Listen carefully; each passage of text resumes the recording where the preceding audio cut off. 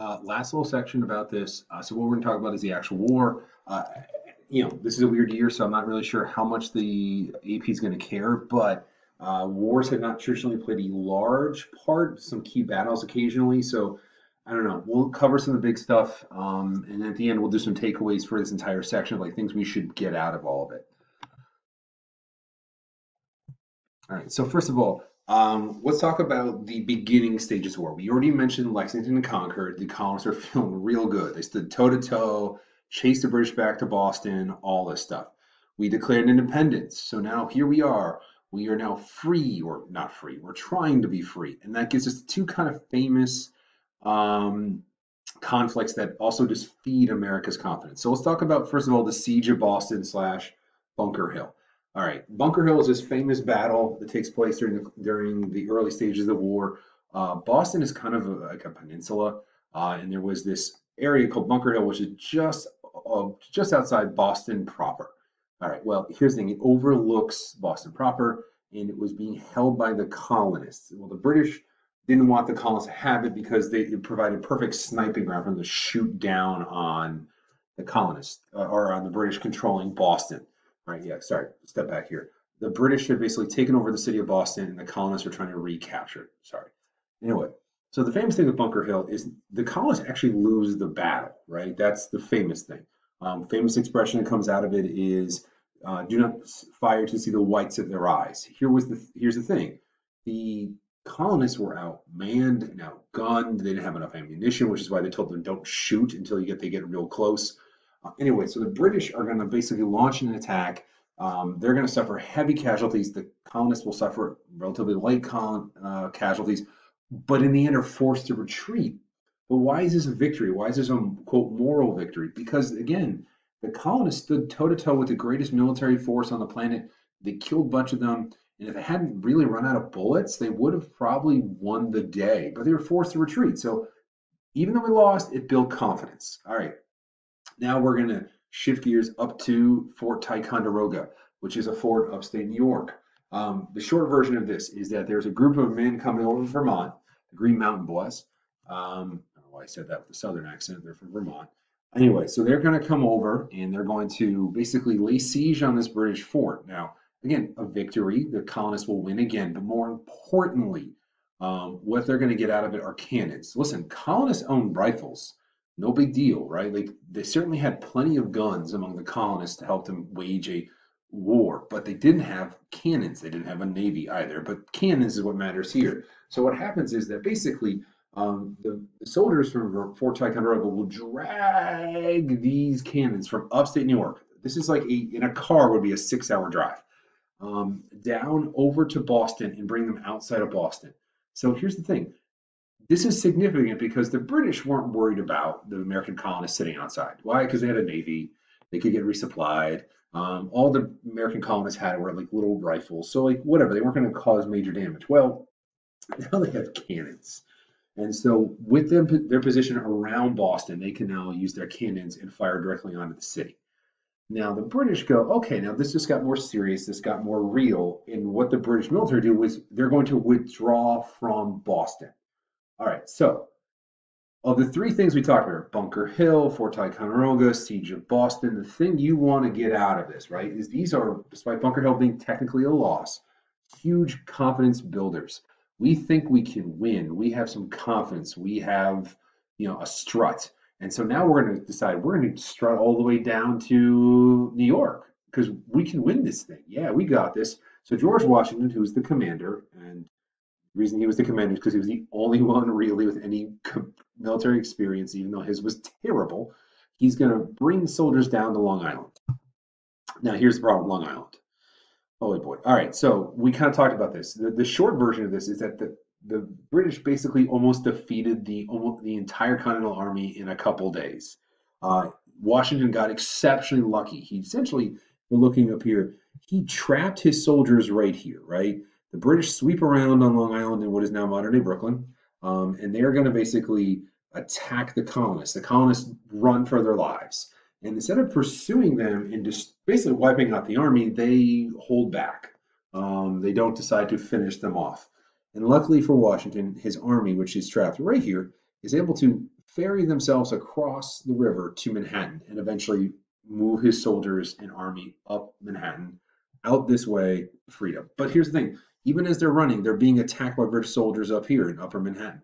And so the reality is this: Washington, through a tactical decision, almost loses the war. He was badly outnumbered, like 4 or 5 to 1. He had no chance of winning the battle. He put his soldiers in a terrible position, and the whole thing could have been over. Now, here's what we want to know. All right, we're in August, so we're getting to late summer. Fall's right around the corner. One of the things we want to understand here is what happens during wars during the winter at this time, right? And so what happens is the winter of 76 and 77, there's two key concepts we want to know. First one is the battles of Princeton and Trenton, New Jersey, and then Valley Forge. So Washington is a terrible military commander. I said that through the entire class. But what he is really good at is understanding kind of how to win a war. And so he begins to have some PR. He begins to realize the importance of PR. What he cannot have happen is he cannot go into the long winter with everyone thinking thinking that we're going to lose and remembering the Battle of Long Island. So what he does is, in a really shady way, he uses Christmas and New Year's Eve or New Year's Day to attack Hessians and British soldiers as they're hung over or passed out, and scores very small victories. We're talking about, in terms of the size of the battle of Long Island. Long Island had over 50,000 people on both sides in that conflict. These two small battles of Trenton and Princeton, we're talking a few thousand each. These are not huge tactical victories, but here's what they are. They are a signal to the colonists. Yeah, we can still win. Yeah, I know Long Island was a disaster, my bad. But we can still beat them, even if we have to attack them while they're hungover or drunk. So we can still beat them. So he then takes that momentum into winter, and he begins to take his soldiers to Valley Forge. Now, tagline, famous thing for Valley Forge, right here is this picture, is that Valley Forge is when the U.S. military, or when Washington actually forms a actual army. All right. He begins to train the soldiers. They become hardened. They become experienced. They know how to actually stand in the line. It sounds silly, stand in the line and not run away. He begins to basically train the army with the help of Baron von Steuben, a Prussian/German aristocrat who hated the English and came over just to help. All right, so that sounds all nice and good, but the reality was he lost a third of his army at Valley Forge through disease, starvation, and people deserting, right? He actually had to resort to having people hung or shot publicly to prevent them from running away. But again, the end result is we come out of it with a military that could actually win the war, or not win the war, but stand toe to toe with the British. All right, now the key thing we want to understand is the Battle of Saratoga. The Battle of Saratoga is considered the turning point in the war for the colonists for two reasons. One, it's a major battle against real British army, and the colonists win resoundingly. And we're not talking like Trenton and Princeton with a few thousand, we're talking tens of thousands of people.